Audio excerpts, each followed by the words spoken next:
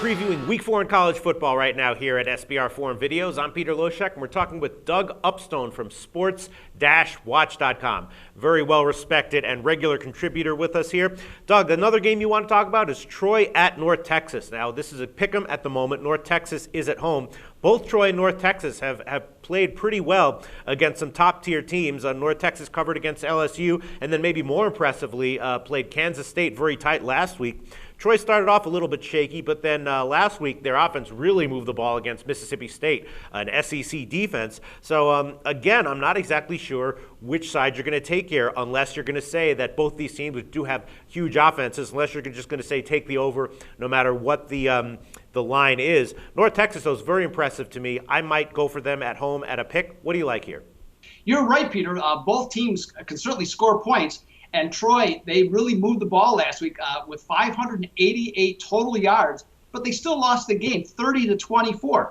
Now, the Bulldogs of Mississippi State were no doubt flat after their big win against Auburn the week before, but the Trojans have a very good quarterback, like almost all the teams in the Sun Belt Conference this year.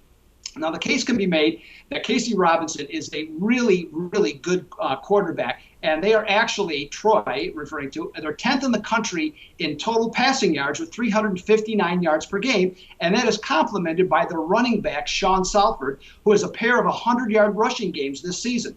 Now, the problem with Troy is defense. They're permitting 435 yards a game, allowing 4.7 yards per rush, and a Peter Loshak eye-opening 9 yards per pass attempt. Wow.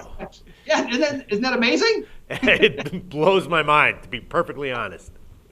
Now, North Texas does not generate much of a buzz naturally, but has a good head coach in Dan McCarney, who ran a pretty good program at Iowa State for his time that he was there.